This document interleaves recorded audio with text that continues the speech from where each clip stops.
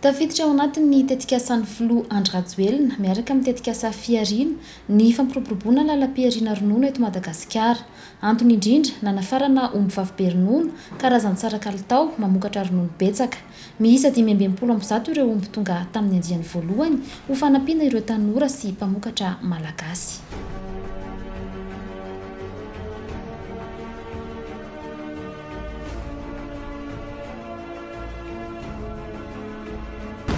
Mandray ny fatongavana reto omby vavy be ronono ireto. Zao moa dia tafiditra ao anatin'ny velirano izay natao mba entina hanampiana ny tanora mba sy ny tantsaha mpamokatra sy mpiompy mba ampitombo ny fidiram-bolan'izy ireo. Dia nanafatra an'ireto omby vavy be ronono reto zany tsika. Hitanareo eo fa ny rasin'ireo zany dia hoe Montbéliarde izay rasy any akaikin'ny frontière ny Suisse sy Frantsany, izay omby vavy mamokatra sy ahafahana mahazo ronono eo amin'ny 5-20 ka hatramin'ny 30 litatra isan'andro eo. Fa raha haintsika tsara zany ny fikarakarana sakafo sy indrindra ireo fikarakarana an'ireo omby ireo dia mety mahatratra mihoatra be lavitra an'izany hatrany amin'ny 20 litatra anoany mihitsy no azo. Ary ao anatin'ny zao fatongavana zao zany dia ireo ankizy, ireo tanora, ireo tantsaha izay nahazo fiofanana an'le nahazo an'le titre vert zany nomenan'izy ireo. Mbola isy andihany sy apahany goavambe satria dia anisany le rehefa niteny tamin'ny avoka malagasy hoe anafatra sambotsika tsy vary ihany ny afarana fa masomboly afarana, omby afarana. Ary sy omby zany afaratsika mety ray samby ray na samby roa afaratsika amin'izay rasy mety efa voadinika efa hatramin'ny ela io satria efa roa taona zao tsika dia nandinika mihitsy hoe inona ny rasy mety eto Madagasikara, inona ny zavatra ilain'ny mpiompy sy mifandraika amin'ny filan'ny tantsaha. Dia io zany anisany hoe ho avy ny andiany manaraka ho afaratsika amin'izay zany amin'ny sambo izy ireo. Mety any amin'ny 1000 mahery ihany ny sambo anankiray, fa anafatra zany tsika sambo roa, telo, efatra ho hitantsika eo amin'izay fahafampidiniana ho atao amin'ny ministera tompon'andraikitra. Miantoka ny fahasalaman'olombelona ny ronono, mbola ambany anefa ny fanjifana izany.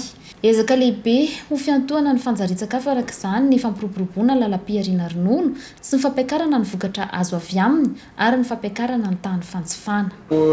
Tonga soa tsara ny omby izay fanapanantenan'ny filoham-pirenena mba ampiakarana ambony ny tany famokarana ronono eto amin'ny tany sy ny firenena. Rehefa teneniny dia tanterahany fa hitantsika efa tany ny faritra itasy ireo izay niaraka taminay tany nefa nanambara anty fanafarana omby vavy be ronono atao hoe type normande sy Montbéliarde avy amin'ny Frantsa ity ny filoham-pirenena miisa 520 dia tonga soa matsara izy ireo hitantsika fa salama tsara ary iroso ny fitaterana azy ho any fifamanoro izay toerana ametrahana azy anaovana quarantaine.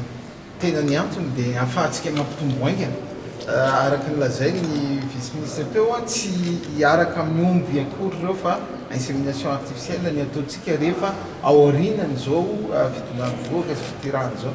Mitanjona zany ireo izay sitraka ny omby vavy efa mitondra voaka dia tonga dia mahazo zanak'omby ary mahazo ronono satria fantatsika efa amin'ny fotoana iny dia betsaka ny ronono ahafahany tonga dia mampitombo ny fiarikarenan'ilay mpiompy. Marina fa omby salama ireo tonga ary efa voahary tsara ka tsy tokony hisy fanahiana satria efa avy nandalo ny dingana rehetra amin'ny fanarana ny fentra ara-pahasalamana eo amin'ny biby.